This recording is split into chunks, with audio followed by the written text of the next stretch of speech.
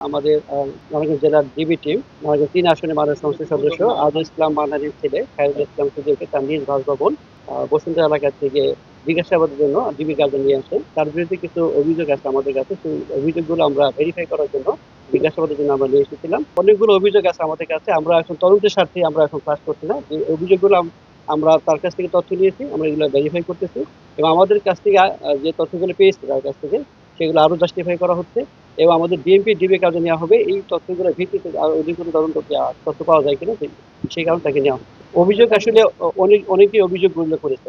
Specific আমি কারো নাম বলবো না। আমরা অভিযোগগুলো পেয়েছি কিন্তু তারা এখনো মামলা করার জন্য আসেনি, কিন্তু অভিযোগ জমা দিয়েছেন। তার বিরুদ্ধে কোনো মামলা নেই, চলমান কোনো মামলা নেই এবং কেউ তার বিরুদ্ধে কোনো মামলা রুজু করেনি।